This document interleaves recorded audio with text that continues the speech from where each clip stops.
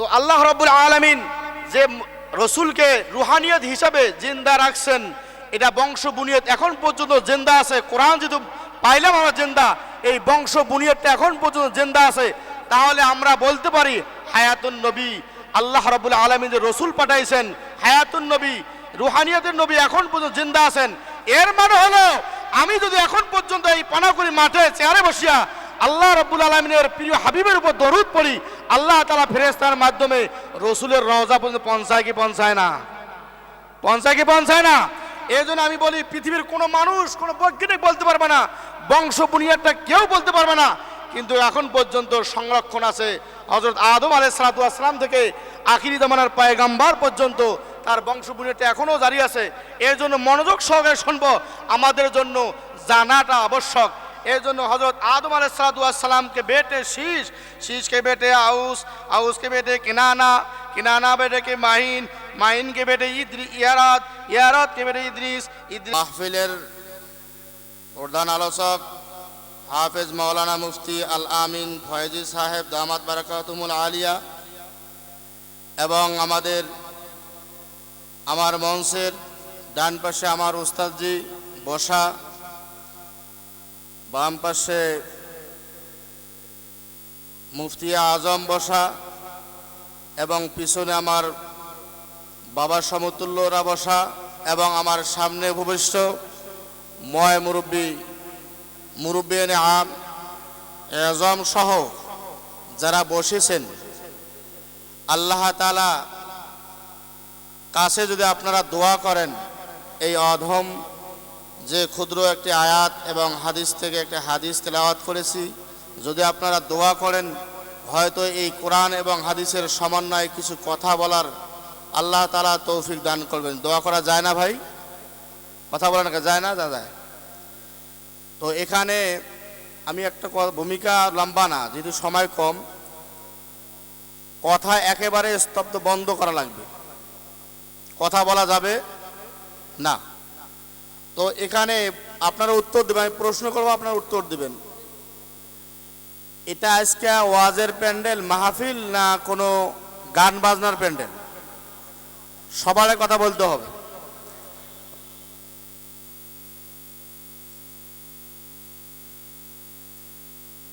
কারা কারা ওয়াজের প্যান্ডেল বলতেছেন নারায়ে তাকবীর বলেন তো দেখি। নারায়ে তাকবীর। হাত নামান। আমরা ওলামা একরাম এই মজলিসে বসা আছি, তার মধ্যে আমি একটু অন্য টাপে, যদি বলেন হুজুর ওয়াজ বাদ, আপনি গান লাগান, আমি গান গাইতে জানি। গান শোনা রাজি আছেন? হ্যাঁ, যদি বলেন আধা ঘন্টা গান বলেন, আমি বলতে রাজি আছি, পাবো ইনশাআল্লাহ।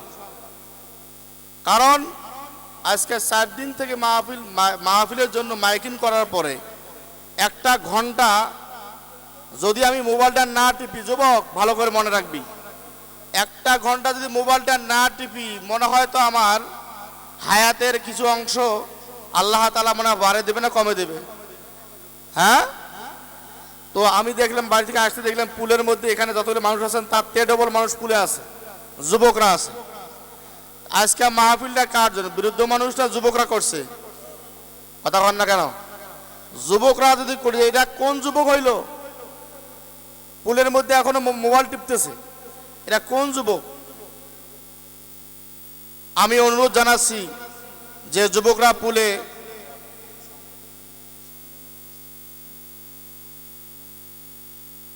আমি দেখতেছি রে ভাই, এত কথা বলতে আমি কত কথা বলতে পারবো।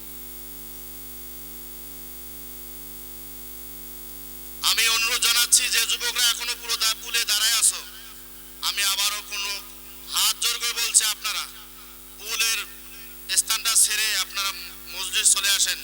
আল্লাহ তাআলা হয়তো আজকের এই কিছু আমলের বাদৌলত আল্লাহ তাআলা কিয়ামতের ময়দানে কঠিন দিন আমাকে নাজাত দান করতে পারেন। এজন্য আমি অনুরোধ জানাচ্ছি, যারা দোকানপাটে ঘোরাফেরা করছেন, আমাদের ঢাকাতে মেহমান আসছেন, এই অবস্থা থেকে আমাদের দেখে, তাহলে ওনারা মুসাফির মানুষ, যেটাই বদ্ধ করবে সেটাই কিন্তু কবুল হয়ে যাবে, ঠিক না বেঠিক?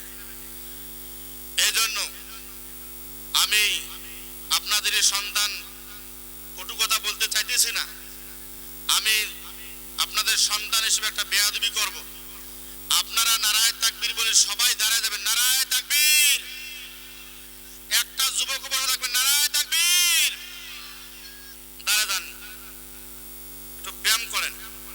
যে অবস্থা আছেন, যে মুখে আছেন, আল্লাহকে স্মরণ করিয়া আল্লাহকে দিকে ডাকিয়া আপনারা আগাইতে থাকেন। লা ইলাহা, সামনে আগান। লা ইলাহা, ও লা ইলাহা, ফাঁকা রাখা যাবে না। লা ইলাহা, বসবেন না, বসতে বলি নাই। লা ইলাহা, লা ইলাহা ইল্লাল্লাহু মুহাম্মাদুর রাসূলুল্লাহ। এমন একটা আওয়াজ দিবেন এই পুরা এলাকা যেন মুখরিত হয়ে যায়। আমরা আল্লাহ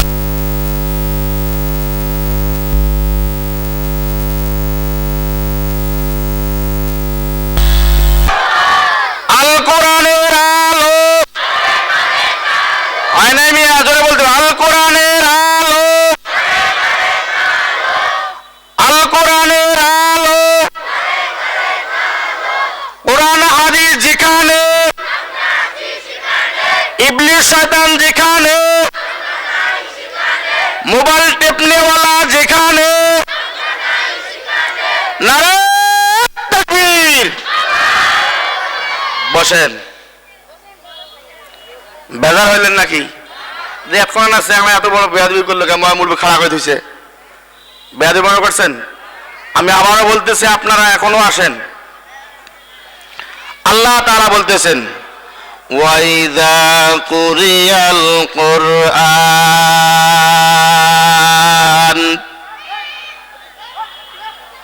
ওয়াইদা কুরিয়াল কুরআন, যখন তোমাদের মাঝে কোরআন তেলাওয়াত করা হবে। আল্লাহ তাআলার ভাষা অনুযায়ী বলতেছেন যখন তোমাদের মাঝে কোরআন তেলাওয়াত করা হবে, ফাসতামিউ ওয়ানসিতু লাআল্লাকুম তুরহামুন। আল্লাহ তাআলা বলেন যখন তোমাদের মাঝে কোরআন তেলাওয়াত করা হবে, তোমরা নীরব নিস্তব্ধ ভাবে কোরআন তেলাওয়াতটা শ্রবণ করো। কথা রাখ, জোরে বলতে হবে কার?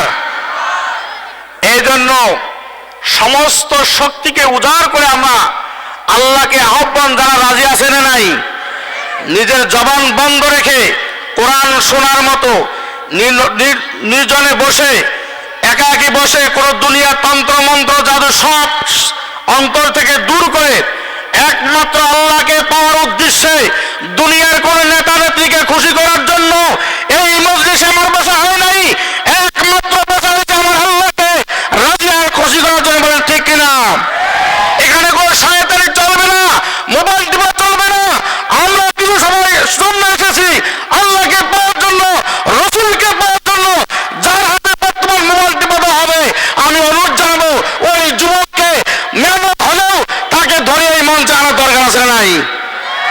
এই জন্য যুবক ভাইরা আমি বলছি, আমি যুবক, এই যুবক অবস্থায় যদি আল্লাহ না করে মোবাইল টিপা অবস্থায় আপনার রূহটা চলে যায়, আপনি জেলার কাতারে দাঁড়ায় যাবেন। ঠিক কিনা? জোরে আওয়াজ দেন, ঠিক কিনা? মুসলমান ভাইরা আমার ভালো করে মনে রাখবেন, সাহাবায়ে কেরাম রাদিয়াল্লাহু তাআলা আনহুম আজমাইন যখন কোন গুনার কাজে লিপ্ত হয়েছিল, এই সময় আওয়াজ দিয়েছেন। আমাদের সাহাবের মধ্যে একজন সাহাবী জিনা করেছিল, আল্লাহ রাসূলের দরবারে হাজির হয়ে গেল, বলতেছেন ইন্নী জানাইতু, ইয়া রাসূলুল্লাহ আমি জিনা করেছি। রাসূল কোনো উত্তর দেয় না, ফাত্তাহারানি বললেন, রাসূল আমি জিনা করেছি, আপনি আমাকে পবিত্র বানাইয়া দেন। রাসূল কোনো কথা বলে না। আবার ডান দিকে ঘুরে ইন্নী জানাইতু, ইয়া রাসূলুল্লাহ আমি জিনা করেছি গো, ফাত্তাহারানি আমাকে পবিত্র বানাইয়া দেন।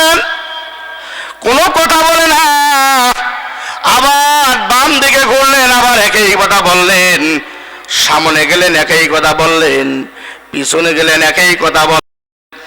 রাসূল যখন চারটা সাক্ষী পাওয়ার পর সাহাবায়ে কেরামকে ডাক দিয়ে বলল, ও সাহাবারা, আসলে আমার মনে হয় এই সাহাবী জিনা করেছে, পবিত্র হওয়ার জন্য, সে গুনাহ থেকে মাপ পাওয়ার জন্য, কঠিন হাসরের ময়দানে জাহান্নামের আগুন থেকে বাঁচানোর জন্য ফুলচিরাত 30,000 বছর এই ফুলচিরাত পার হইতে হবে।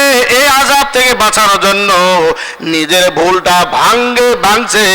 কারণটা হলো সে জিনা করছে, জিনা অবস্থায় যদি এই তওবা না করে মারা যায় জাহান্নাম অনিবার্য হয়ে যাবে।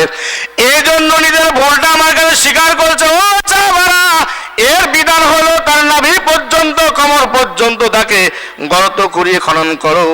খনন করার পর যখন তাকে পাথর নিক্ষেপ করতে করতে যখন দুনিয়া থেকে বিদায় নেওয়া হলো, এমন সময় এক সময় ঘটনা সংক্ষিপ্ত করলাম, এমন এক সময় আমার পর্যায়ে ওই সাহাবী শব্দ বলেছে।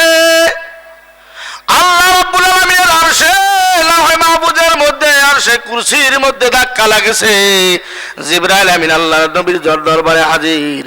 ইয়া রাসূলুল্লাহ, ইয়া হাবিবাল্লাহ, আপনার সাহাবীদের শব্দ বলছে, আপনি কি এর হাকিকত জানেন? বলতেছেন জিবরাইল ভাই গো, আমি জানি না। আল্লাহ রাসূল বলতেছেন, কেন জিবরাইল ভাই কেন বলছে? তুমি বলতে পারো আমাকে? আল্লাহ তাআলা বলছেন, কি বলছে? পাথর দিয়ে নিক্ষেপ করতে আছে, ডালাইতে আছে, পালাক করবে যখন একজন সাহাবী মৃত্যুবরণ করে না, একজন সাহাবী একটা উঠে একটা হাড় দিয়ে যখন ওই সাহাবীর মাথার মধ্যে আঘাত করলো আর একটা গালি দিল, কেন মারা যাও না, কি হয়েছে? আর জিনাকার, তুমি কেন মারা যাও না? এই কথা তখন ওই তার কান বরাবর পৌঁছে গেল, করে কলজা ফেটেছে, দুনিয়া থেকে বিদায় নিয়ে গেছে। আল্লাহ রাব্বুল আলামিন জিবরাইল মাধ্যমে পৌঁছে দিল, ও জিবরাইল, আমার নবীকে বলে দাও, এই সময় এই মুহূর্তের মধ্যে আমার সাহাবী যে তওবাটা করেছে, এই তওবাটা সারা পৃথিবীর মানুষের মধ্যে যদি বন্টন করে দেওয়া হয়, আমি আল্লাহ রাব্বুল আলামিন যদি বন্টন করিয়ে দেই, তারপর এই তওবা তাকে ঘরটা শেষ হবে না। বলেন সুবহানাল্লাহ। মুসলমান ভাইয়েরা আমার, মোবাইলটা টিপতেছি যৌবনের কারণে, চোখের একটা যৌবনের চাহিদা আছে, এই জন্য আপনি আমি টিপতেছি। চোখের যৌবনতা ঠান্ডা করার জন্য, মনের চাহিদাকে দূর করার জন্য। আপনি কি জানেন আপনার পলকে পলকে জিনার গুনাহ আপনার খাতায় আমল নামার মধ্যে জমা করা হইতেছে? এই জন্য আমি ঘটনা বলার উদ্দেশ্য আমার না, এই জন্য কিছু সময়ের জন্য আপনি দুনিয়ার সমস্ত তন্ত্র মন্ত্রকে দূর করে আপনি মজলিসে বসে যান। কারণ আল্লাহ রাসূল সাল্লাল্লাহু আলাইহি ওয়াসাল্লাম নিজে বলে দিয়েছেন, এটা হলো একটা জান্নাতের বাগিচা। জান্নাতের বাগিচা যে বসবে, আমি আল্লাহ রাব্বুল আলামিন তার পিছনের সমস্ত গুনাহ খাতা আমি আল্লাহ তাআলা মাফ করে দেব। বলেন সুবহানাল্লাহ। মুসলমান ভাইয়েরা আমার, সময় সংকীর্ণ, আমি যে কোরআনুল কারীম থেকে একটা তেলাওয়াত করেছি, আল্লাহ রাব্বুল আলামিন বলেন, ইয়া আইয়ুহাল্লাযীনা আমানু। আল্লাহ তাআলা ঈমানদারকে সম্বোধন করে বলতেছেন ঈমানওয়ালা। আল্লাহ বলে ঈমানওয়ালাকে নিয়ে টেনশন, বেঈমানদেরকে নিয়ে কোনো আল্লাহর টেনশন। ঘুরে কথা বলা আছে? যারা নামাজ পড়ে না, আল্লাহকে অস্বীকার করে, হিন্দু মুশরিক বেঈমান নাস্তিকেরা আছে, এদেরকে নিয়ে আল্লাহ কখনো টেনশন করে না। আমার আল্লাহ রাব্বুল আলামিন টেনশন করে, ইয়া আইয়ুহাল্লাযীনা আমানু, তুমি তো ঈমান আনছো, তোমাকে নিয়ে আমার টেনশন। কারণ ঈমানদার জন্য আমি আল্লাহ তাআলা জাহান্নাম বরাদ্দ রাখি নাই, ঈমানদারের জন্য আমি আল্লাহ রাব্বুল আলামিন জান্নাত বরাদ্দ রাখছি। কিন্তু তুমি মাঝে মাঝে একটু এদিক সেদিক ঈমানটা টলমটল করো, ঠিক না বেঠি? ভোটের সময় আসলে কিন্তু এক কাপ চার বিনিময়ে আমরা শেষ করে ফেলাই, ঠিক না? ঈমানটা টলমল করো। আল্লাহ বলেন, কাফের মুশরিক ফুজ্জাররা দিয়ে আমার কোনো টেনশন নাই, আমার একমাত্র টেনশন হলো ঈমানদার। ঈমান যদি নিয়ে আসো, ঈমানদার মজবুত ঈমানওয়ালা হও, সাহাবার মতো ঈমানওয়ালা হও। ও পর্দার অবস্থানরত মায়েরা ভালো করে মনে করে রাখবেন, সাহাবায়ে কেরামের মতো ঈমানওয়ালা হও। সাহাবা রাদিয়াল্লাহু তাআলা আনহুম আজমাইন যখন কালিমা পড়েছে, কালিমা পড়ার কারণে হাজার নির্যাতন সহ্য করতে হয়েছে। বিলাল হাবশী রাদিয়াল্লাহু তাআলা আনহুর ইতিহাস আপনারা জানেন।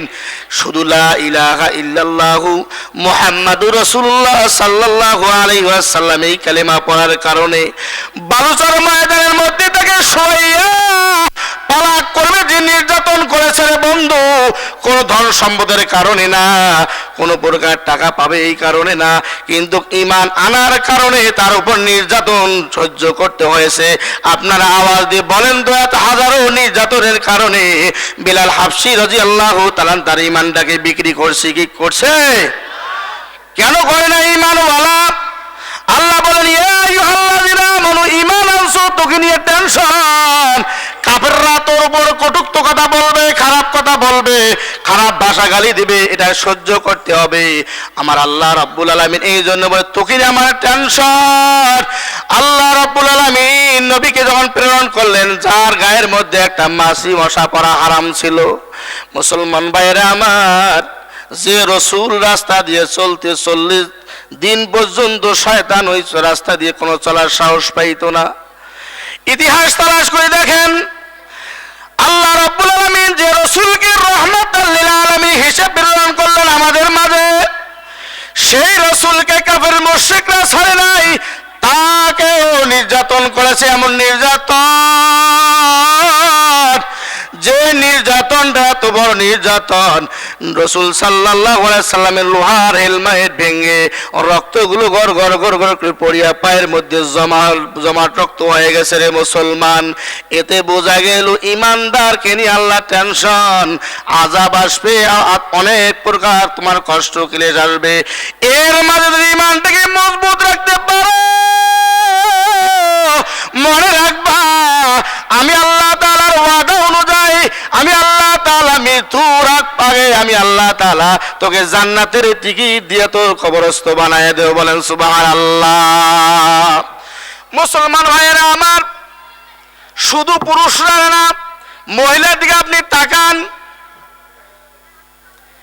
মদিনার মুনাওয়ারার মধ্যে বিলাল হাবশী রাদিয়াল্লাহু তাআলা মুয়াজ্জিন ছিলেন।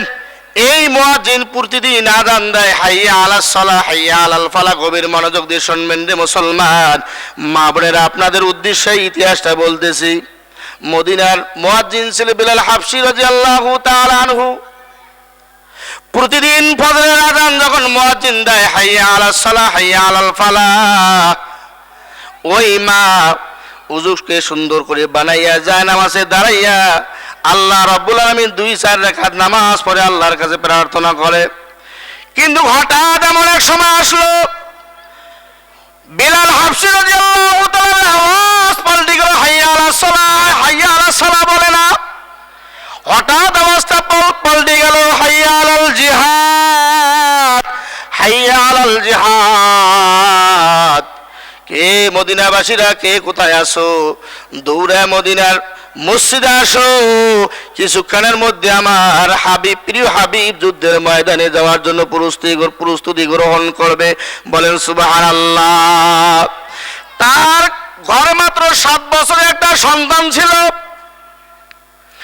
যখন হাইয়া আলাল জিহাদ ডাক শুনিয়া মার উযু বানায় না, যায় নামাজ বিছায় না, এই 7 বছরের বালক উঠিয়া আসে বলতেছেন, মা, যেদিন থেকে আমি বুঝি ফজরে আজান বেলাল দেয়, শেষ হইতে আর না হইতে আপনি উযুটা বানাইয়া 2 রাকাত করে 4 রাকাত নামাজ আদায় করেন।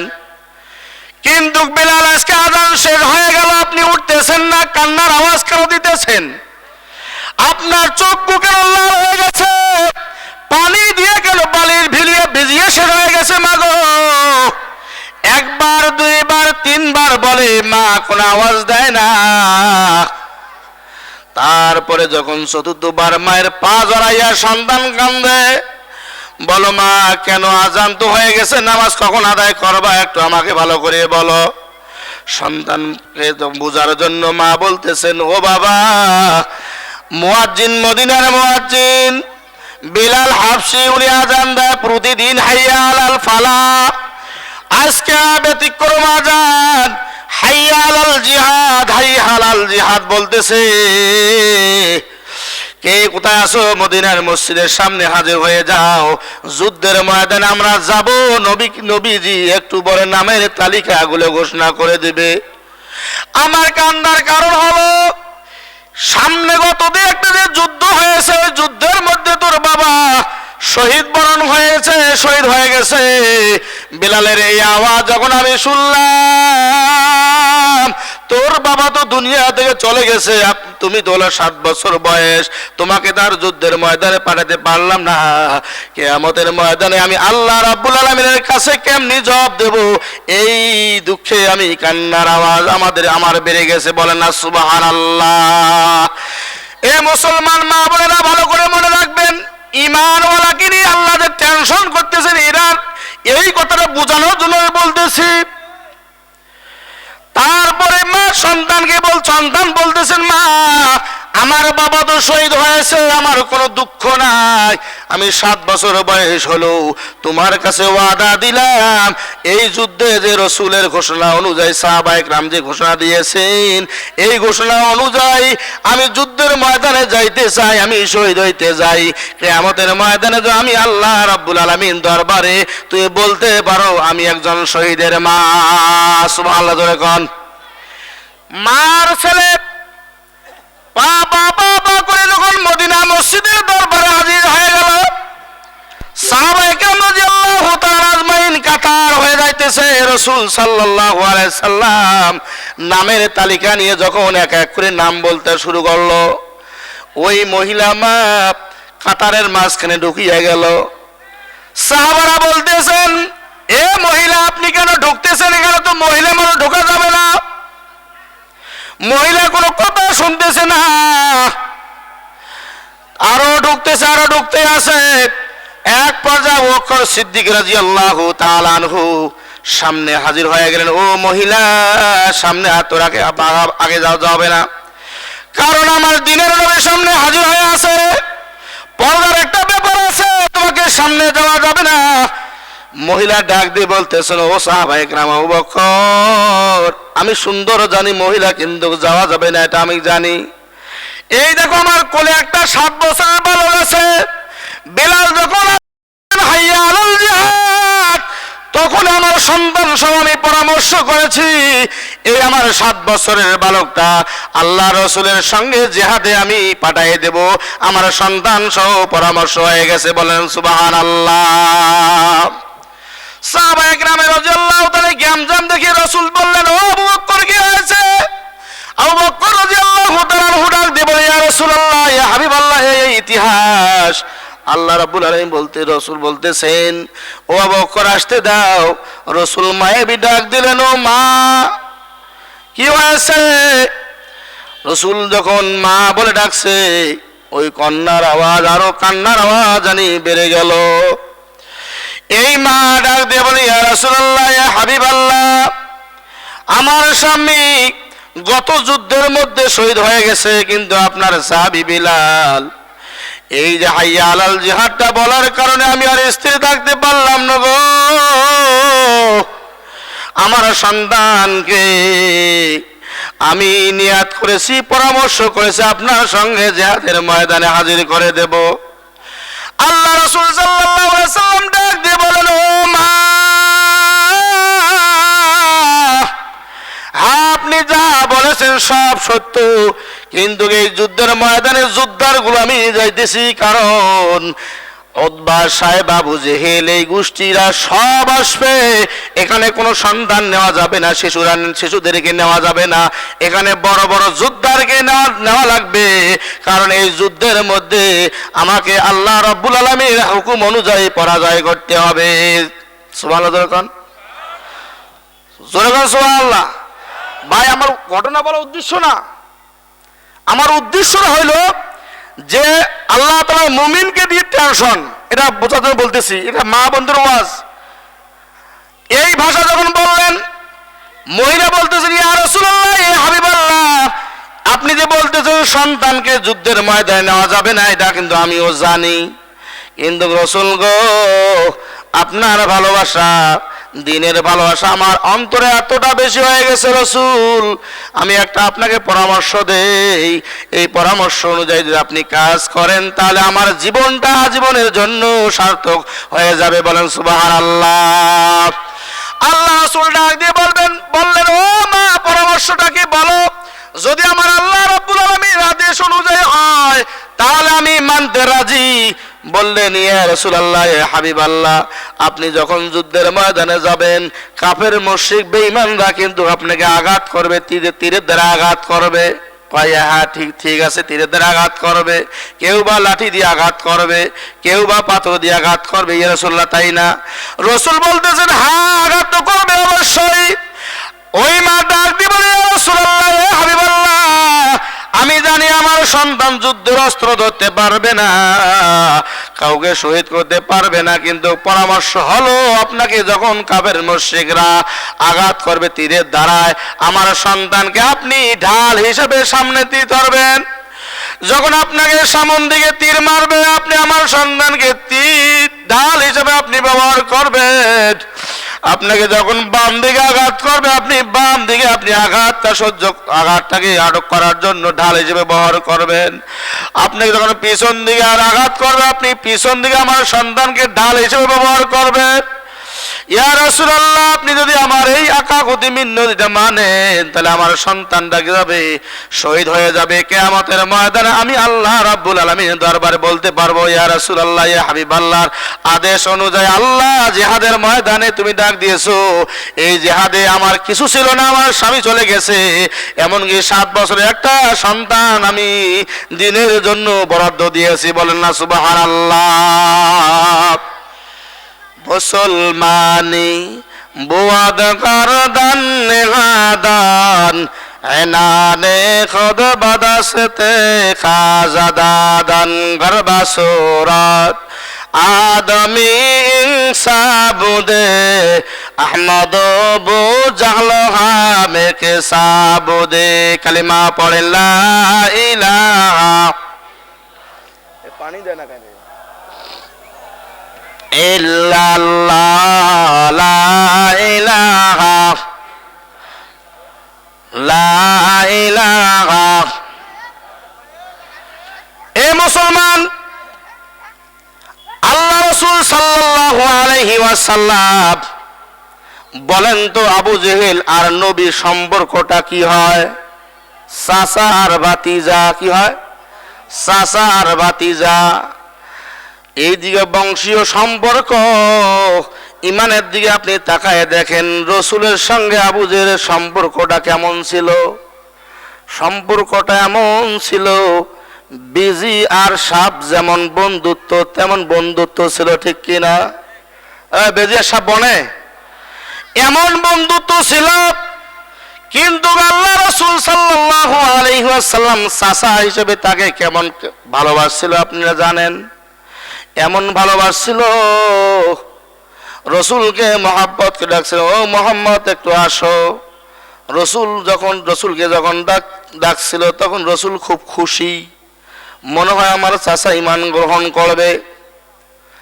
রসুল খুব খুশি হইয়া আগ্রহের সহিত চাচার বাড়িতে যায়, বসতে দেয়। বসার সঙ্গে সঙ্গে চাবুক দিয়ে এমন আঘাত শুরু করে দেয়, মারতে মারতে দিনের নবী বেহুশ হইয়া যায়, ঠিক কিনা? এ মুসলমান, আমার নবী হলেন রাহমাতুল লিল আলামিন, শাফিউল মুজনিবিন, সাইয়্যিদুল কাওনাইন, খাতামুল আম্বিয়া, আশরাফুল আম্বিয়া। সেই নবীর উম্মত হিসেবে আমরা খুশি না বেজার? মুসলমান ভাইয়েরা আমার, শুধু খুশি না, আল্লাহ তাআলা এই জন্য বলেন, ইয়া আইয়ুহাল্লাযীনা আমানু ওয়া আমিলুস সালিহাত। ঈমান আনার পরে যখন আমলে সলেহ করবে, ভালো আমল করবা, আমি আল্লাহ তাআলা 2টা তোর জন্য বরাদ্দ রেখে দিয়েছি। সেই 2টা বরাদ্দ হলো, আমি আল্লাহ রাব্বুল আলামিন তোর জন্য জান্নাতুল ফিরদাউস দান করেছি। বলেন সুবহানাল্লাহ। জান্নাত যাওয়ার রাজি আছেন না নাই? কারা কারা রাজি নাই হাত তোলেন তো দেখি। রাজি নাই কারা কারা হাত তোলেন। তাহলে বোঝা গেল রাজি আছেন। আলহামদুলিল্লাহ কন, জোরে বলেন আলহামদুলিল্লাহ। তাহলে নবীজির ভালোবাসা যদি আমরা অন্তরে বসাইতে পারি, তাহলে হয়তো কিয়ামতের ময়দানে যে কোনো অসুলায় গড্ডা গড্ডি করিও হলেও যদি আল্লাহ তাআলা জান্নাতে পৌঁছায় দেয়, তাহলে আমার জীবনের সার্থক। ঠিক না বে ঠিক? জোরে বলেন ঠিক কিনা? এই জন্য রসুলের ভালোবাসা অন্তরে বসাইতে হবে। এই রসুলকে যারা নিয়ে কোনো খারাপ মন্তব্য করবে, জীবনের মধ্যে এক ফোঁটা রক্ত হলেও ওই কথাটার প্রতিবাদ করা লাগবে কি লাগবে না?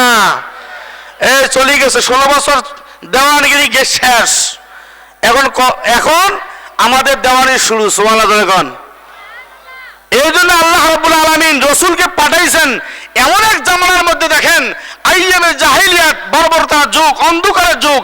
রসুলও নাই, আমরা অন্ধকারে ছিলাম 16টি বছর পর্যন্ত আমরা অন্ধকারে ছিলাম, নিমজ্জিত ছিলাম। আল্লাহ তাআলা অন্ধকার থেকে আল্লাহ তাআলা আমাদেরকে এখন উজ্জ্বল একটা ভালো পরিবেশে আল্লাহ তাআলা আমাদেরকে আনছেন। এই জন্য জোরে বলে আলহামদুলিল্লাহ। আল্লাহ রাব্বুল আলামিন বলতেছেন ইমানদারকে নিয়ে টেনশন। কেমন টেনশন?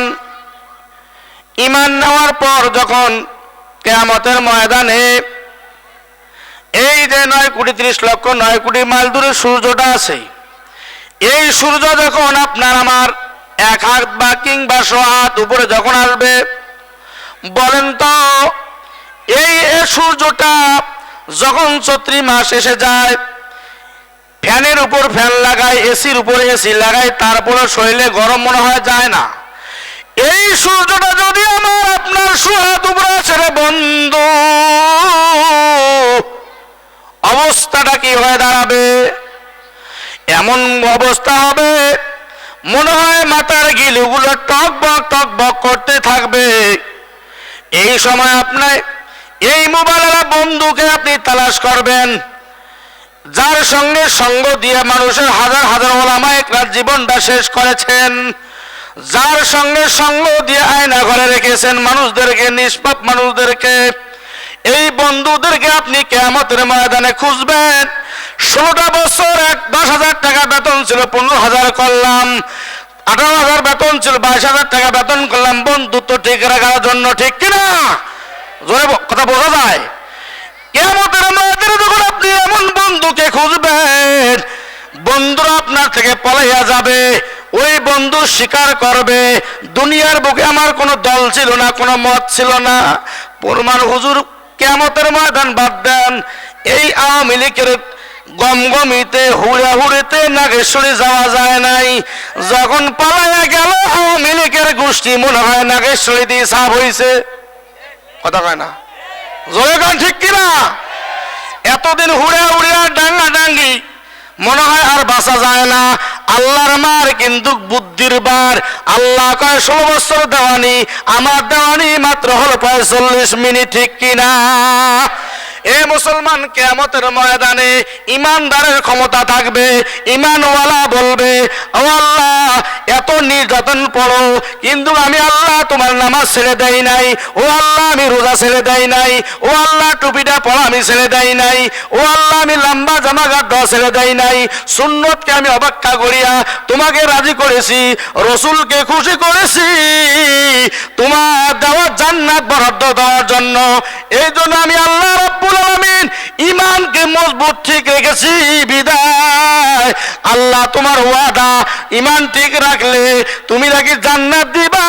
এই জন্য হাজারো নির্যাতন সহ্য করি, একমাত্র তোমার উপর ভরসা করে আমি আমলগুলো করেছি। আল্লাহ তোমার দেওয়া জান্নাত কই?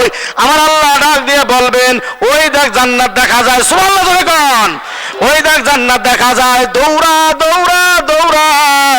আপনি যখন দৌড়াতে থাকবেন, নেতা আপনি হয়ে গেলেন, দৌড়াতে আসেন, আপনার পিছনে শত শত দেখবেন কর্মীরা দৌড়ায়, তখন চিৎকার করে বলবেন, আল্লাহ বলবেন, বন্ধুরে তুমি একবার নামাজ পড়েছো, একটা হজ যাকাত আদায় করেছো, এই জন্য তোমার জন্য জান্নাত বরাদ্দ রেখেছি। তোর পিছনে দেখি হাজার হাজার মানুষ, কেন হাজার হাজার মানুষ গোল্লায়ন হয়েছে। ওই সময় আপনি আর আমি ইমানদারওয়ালারা মুস্কি মুস্কি হাসবো। বলেন সুবহানাল্লাহ। আল্লাহ জানে কি জানে না? আল্লাহ কয়, আল্লাহ তুমি তো জানো এই মানুষগুলো আমার দুনিয়ার বুকে ঈমানওয়ালা বন্ধু ছিল। সুবহানাল্লাহ কোন, ঈমানওয়ালা বন্ধু ছিল। আপনি ঘোষণা দিলেন ও আব্দুর রহিম তোর জন্য জান্নাত দেখা যায়, এরা আমার বন্ধু ছিল গো, এই বন্ধুর টানে আমার সঙ্গে একসঙ্গে যাইতে চায়। সুবহানাল্লাহ কোন। আল্লাহ রাব্বুল আলামিন ডাক দিয়ে বলবে, তুমি যখন আমার বন্ধু হইছো, বন্ধুর সঙ্গে মহব্বত রাখছো, বন্ধুর ঠিকানা জান্নাত হইতে পারে, কিন্তু তোমার বন্ধু এই জন্য তোমার খাতিরে তুমি যাকে যাকে ছাড়তে না পারো তাদেরকে নিয়ে তুমি তোমার জান্নাতে পৌঁছিয়া যাও। সুবহানাল্লাহ কোন। জান্নাতের দরজায় হাজির, জান্নাত কিন্তু তালা খোলে না, তালা খোলে না। এলা কি হইবে? আল্লাহ দেখে দিল জান্নাত দৌড়াও, জান্নাতের দরজা যা ভিড় পাকা শুরু হয়ে যাবে। জান্নাত কয়, আল্লাহ জান্নাত তো খোলে না। কয় চাবি আনিস নাই? জান্নাত দেখে দিলাম, চাবি কই? কয় আল্লাহ চাবি তোমার হাতে। কয় না, চাবি দুনিয়ার বুকে। সুবহানাল্লাহ কোন। চাবি কোথায়? দুনিয়া থেকে চাবি আনো নাই? কয় আল্লাহ না আনি নাই। কেন আনিস নাই? চাবি তো আনার কথা। আমার আল্লাহ রাব্বুল আলামিন ডাক দিয়ে বলবেন, বান্দা তুমি তো চাবি আনো নাই, এটা ঠিক, আমি জানি তোমার ঈমান আমার উপর কতটুকু বিশ্বাস এখন পর্যন্ত আছে, এটা আমি তোমাকে পরীক্ষা করলাম, তুমি পরীক্ষায় পাস হয়ে গেছো। সুবহানাল্লাহ। এই যে চাবি নাও, চাবি নিয়ে তুমি দরজা পর্যন্ত পৌঁছ, তোকে কষ্ট করা লাগবে না, পৌঁছা দায়িত্ব পৌঁছ, দরজার তালা এমনি এমনি খুলিয়ে যাইবে, তুমি জান্নাতে যাইতে পারবা। কথা ছিল জান্নাত দিবে কাকে? ঈমানওয়ালাকে। আল্লাহ বলেন টেনশন তোকে নিয়া। পাঞ্জাবি কাট দিলে কিন্তু গরম লাগে, কথা হয় না? লম্বা পাঞ্জাবি আমরা দিয়েছি, গরম লাগে। সব সময় টুপিটা পরি কিন্তু গরম লাগে। টুপি সব সময় পরার কারণে আমাকে গালি দেয়। লম্বা জামা করলে কয় কাপড়ের দাম বাড়াইছে হুজুররা। হাজারো নির্যাতন সহ্য করার পরে তোমাকে কখনো কোনো সময় আমরা গালি দেই নাই। কারণটা কি? তুই গালি দিয়ে এটা দিবি, পূর্বে থেকে আমাদেরকে দিছে, আমরা সেই শিক্ষা নিয়ে কিন্তু সেই মনোবল নিয়ে আমরা দেওয়া শুরু করে দিয়েছি। কারণ আমি টুপি মাথায় দিলে আমার রাসূল খুশি হয়, লম্বা সুন্নত তরিকায় আমি জামা পরলে খুশি হয় কে? রাসূল খুশি হয়। দিনে 5 বার নামাজ পড়লে কে খুশি হয়? আল্লাহ। বেজার হয় শয়তান। সবসময় টুপি পরলে রাসূল খুশি হয়, নবীজির দুশ্মনেরা বেজার হয়। লম্বা জামা পরলে রাসূল খুশি হয়, বেজার হয় শর্ট পরনেওয়ালারা, ঠিক কিনা? এই জন্য আল্লাহ বলে তোকে নিয়ে টেনশন, টেনশন টেনশন মুক্ত নিয়ে জীবন নিয়ে তুমি কিয়ামতের ময়দানে আয়।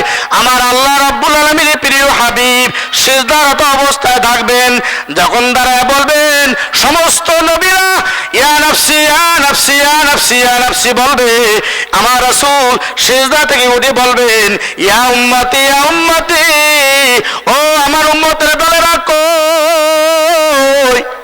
ও আব্দুর রহিমের দলেরা কোথায়? ও আব্দুল করিমের দলেরা কোথায় আছো?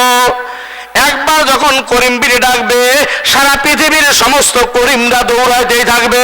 যখন আব্দুর রহিম একবার আওয়াজ হবে সমস্ত আব্দুর রহিমরা দৌড়াইতে থাকবে। আল্লাহ বলবেন না আমি সমস্ত আব্দুল করিমকে ডাকি নাই, সমস্ত আব্দুর রহিমকে আমি ডাকি নাই, আমি অমুককে ডাকছি।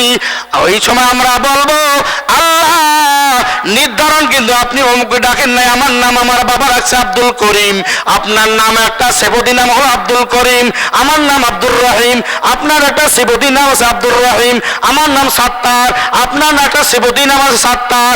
এই সেবতের দিকে তাকাইয়া আপনার মোবারক চেহার মুখ দেখে আপনি ডাকলে এই ডাকে সারা পাইয়া আমার সমস্ত বিপদের কথা ভুলিয়ে গেছি। মনে হয় জানি আমার আল্লাহ এখন আমার কপাল খুলিয়া জান্নাতে পৌঁছায় দিবে। সুবহানাল্লাহ বলে কোন। এ মুসলমান ভাইয়েরা আমার, মুসলমানকে নিয়ে টেনশন। বাড়ির পাশে অনেক হিন্দু আছে, আমাদের সঙ্গে হাট বাজার করে, বেজা হইতেছেন নাকি? হ্যাঁ, কত সিলিয়ান হুঁশিয়ার। হিন্দুরা আছে একসঙ্গে 11 মাথা বাজার করি, খুব তীক্ষ্ণ কথা বলতেছে এখন। 11 মাথা একসঙ্গে হিন্দুরা আমরা একসঙ্গে বাজার করি, নাগেশ্বরী বাজার করি, খুব আন্ডারস্ট্যান্ডিং, মহব্বত, ভালোবাসা, বন্ধু আর চা খায় একসঙ্গে, চা না খেলে চা তৃপ্তি হয় না, এমন আছে না নাই? কথা আছে না নাই? আছে।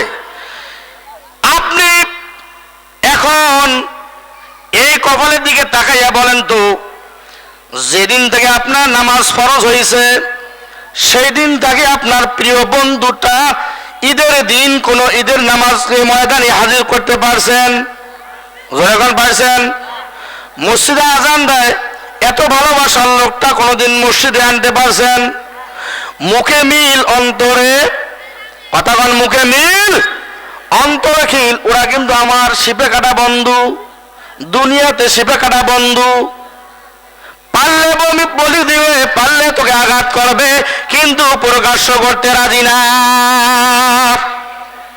এ মুসলমান, এই জন্য এই কথাটা বললাম, প্রকাশ্য চোখে দেখা যায়, একসঙ্গে ঘোরাফেরা করি, একসঙ্গে চলাফেরা করি, কিন্তু বন্ধু রে, যখন আপনি আমি মসজিদে যাই, কয় বন্ধু যা তুই নামাজ পড়ি আয়, কিন্তু আমার কাজে ব্যস্ত, আমরা তো হিন্দু মানুষ, ঠিক না বেঠিক? তুই নামাজ পড়তে যা, আমরা তো হিন্দু মানুষ, মসজিদে যাইতে পারি না। খোদার কসম করি বন্ধু, আমার ওস্তাদের সামনে হাজির আছে, হাদিসের বর্ণনা অনুযায়ী আপনি যার সঙ্গে বেশি বেশি মহব্বত রাখবেন, ভালোবাসা দেখাবেন, কাল কিয়ামতের ময়দানে ওই মানুষটার সঙ্গে আপনার হাসর নাসর হবে, ঠিক কিনা? এজন্য আল্লাহ বলেন, ইয়া আইয়ুহাল্লাযীনা আমানু, হে ঈমানদাররা, ঈমানওয়ালারা, ঈমানদারেরা, তোমাকে নিয়ে টেনশন। টেনশন কাকে নিয়া?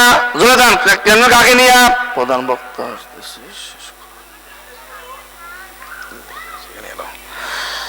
তাহলে এই ওয়াদের সারমর্ম কথা হলো, আল্লাহ যেহেতু আমাকে টেনশন করে আমাকে নিয়ে, এর মানে টেনশন মানে আমাদেরকে জাহান্নাম দেবে, এই টেনশন না।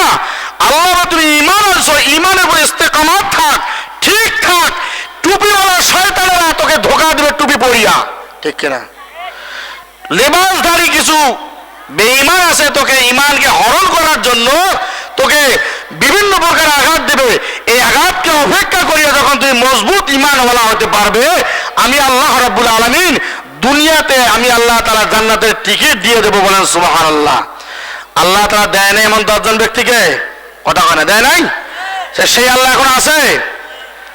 সেই আল্লাহ কি এখন আছে? যদি সাহাবায়ে কেরাম রাদিয়াল্লাহু তাআলা আমল করার কারণে 10 জন ব্যক্তিকে আল্লাহ তাআলা জান্নাতের টিকিট দিয়ে দেয়, সেই আল্লাহ যদি এখনো থাকে, আল্লাহ তাআলা যে কোরআন আমাদেরকে দিয়েছেন এই কোরআন এখনো আছে, যে রসুলের মাধ্যমে দিয়েছেন সেই রসুল এখন পর্যন্ত রুহানি হিসেবে জিন্দা আছে, তাহলে সেই রসুল যে জিন্দা থাকার কারণে আমরা যদি মানতে আমাদের অবলা হয়, তাহলে কিয়ামতের ময়দানে আল্লাহ রাব্বুল আলামিন আমাদেরকে নবীর সুপারিশ গ্রহণ করার কোনো সুযোগে দেবে না। আর নবীর সুপারিশ আমরা না পাই, যত আমলদার হই না কেন, যত টুপিওয়ালা হই না কেন, আমাদের কপালে জাহান্নাম ছাড়া কোনো উপায় নাই। রসুল, আল্লাহ রসুল সাল্লাল্লাহু আলাইহি সাল্লাম, যেহেতু বক্তা আসতেছে এখন টানিয়ে আনতে শেষের দিকে, রসুল সাল্লাল্লাহু আলাইহি সাল্লাম, ওনার নাম হলো মুহাম্মাদুর রাসূলুল্লাহ। যারা মুহাম্মাদুর রাসূলুল্লাহ, ইনি যে শেষ নবী, এটা আপনারা কে কে বিশ্বাস করেন? হাতে দেখান তো। আলহামদুলিল্লাহ, উনি শেষ নবী, বিশ্বাস হতো। ইনি হলেন শেষ নবী। আর আমার শুরুর নবী হলেন হযরত আদম আলাইহিস সালাতু ওয়াস সালাম। সুবহানাল্লাহ।